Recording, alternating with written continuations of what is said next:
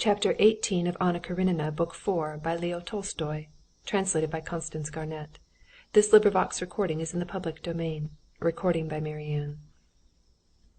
After the conversation with Alexey Alexandrovitch, Vronsky went out onto the steps of the Karenins' house and stood still, with difficulty remembering where he was, and where he ought to walk or drive.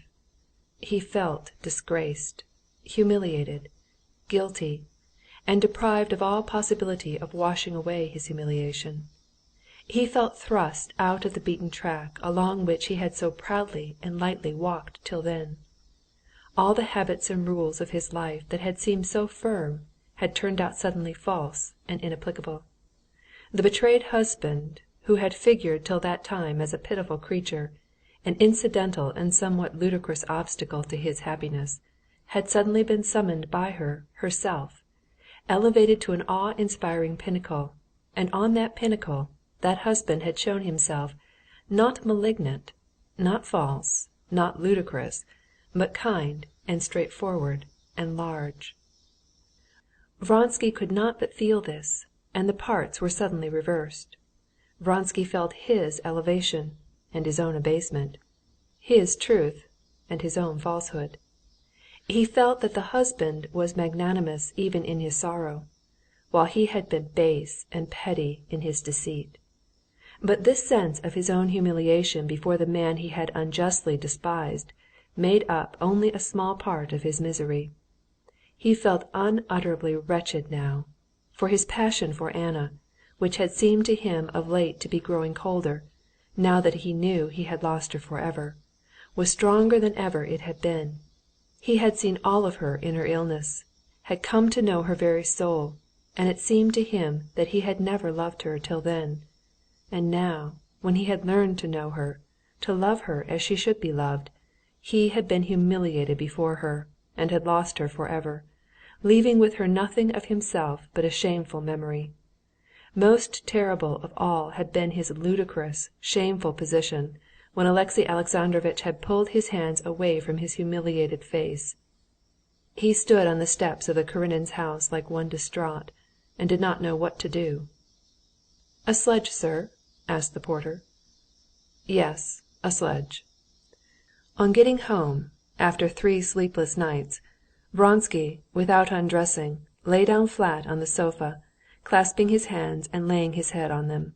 His head was heavy. Images, memories, and ideas of the strangest description followed one another with extraordinary rapidity and vividness. First it was the medicine he had poured out for the patient and spilt over the spoon, then the midwife's white hands, then the queer posture of Alexey Alexandrovitch on the floor beside the bed. "To sleep, to forget," he said to himself, with the serene confidence of a healthy man that if he is tired and sleepy he will go to sleep at once. And the same instant his head did begin to feel drowsy, and he began to drop off into forgetfulness. The waves of the sea of unconsciousness had begun to meet over his head, when all at once it was as though a violent shock of electricity had passed over him. He started so that he leaped up on the springs of the sofa, and leaning on his arms, got in a panic onto his knees. His eyes were wide open as though he had never been asleep. The heaviness in his head and the weariness in his limbs that he had felt a minute before had suddenly gone. "You may trample me in the mud."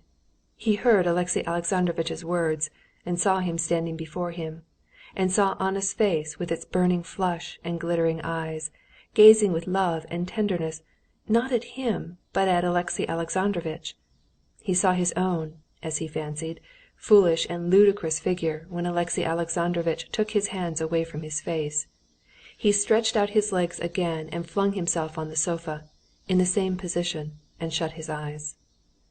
"To sleep, to forget," he repeated to himself, but with his eyes shut he saw more distinctly than ever Anna's face as it had been on the memorable evening before the races.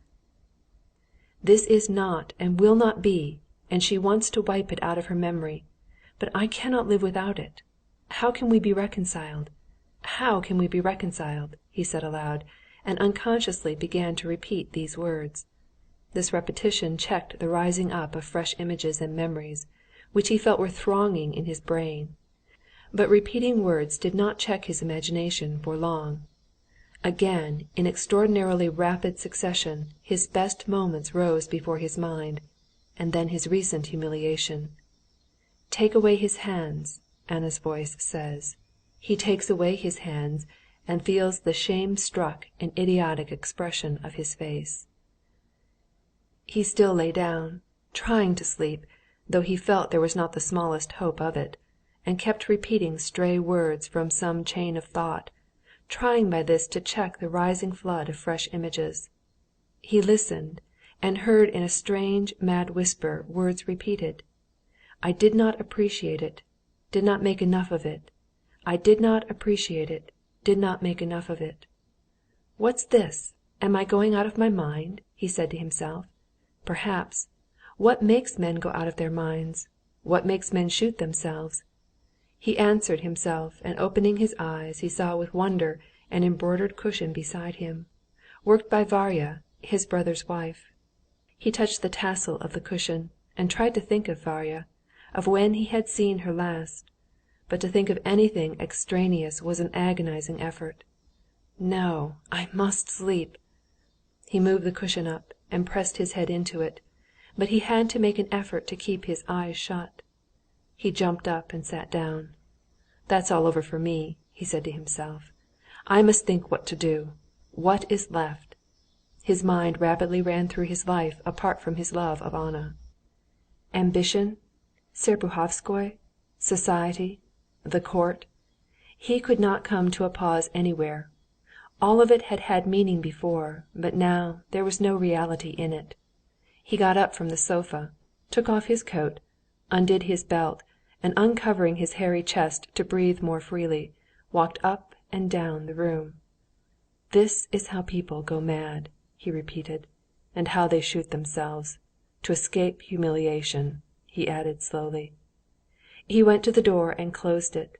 Then with fixed eyes and clenched teeth he went up to the table, took a revolver, looked round him, turned it to a loaded barrel, and sank into thought.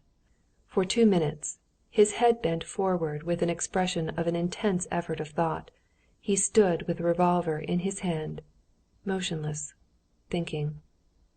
"Of course," he said to himself, as though a logical, continuous, and clear chain of reasoning had brought him to an indubitable conclusion.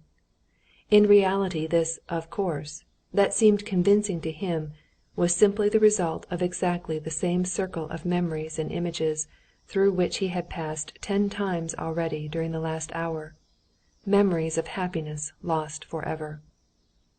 There was the same conception of the senselessness of everything to come in life, the same consciousness of humiliation. Even the sequence of these images and emotions was the same. "Of course," he repeated, when for the 3rd time his thought passed again round the same spell-bound circle of memories and images, and pulling the revolver to the left side of his chest, and clutching it vigorously with his whole hand, as it were, squeezing it in his fist, he pulled the trigger. He did not hear the sound of the shot, but a violent blow on his chest sent him reeling. He tried to clutch at the edge of the table, dropped the revolver, staggered and sat down on the ground, looking about him in astonishment. He did not recognize his room. Looking up from the ground, at the bent legs of the table, at the waste-paper basket, at the tiger-skin rug. The hurried, creaking steps of his servant coming through the drawing-room brought him to his senses. He made an effort at thought, and was aware that he was on the floor, and seeing his blood on the tiger-skin rug and on his arm, and he knew he had shot himself. "Idiotic! Missed!" he said, fumbling after the revolver. The revolver was close beside him. He saw it farther off. Still feeling for it, he stretched out to the other side, and not being strong enough to keep his balance, fell over, streaming with blood. The elegant whiskered manservant, who used to be continually complaining to his acquaintances of the delicacy of his nerves, was so panic-stricken on seeing his master lying on the floor that he left him losing blood while he ran for assistance. An hour later, Varya, his brother's wife, had arrived, and with the assistance of 3 doctors, whom she had sent for in all directions, and who all appeared at the same moment, she got the wounded man to bed, and remained to nurse him. Chapter 19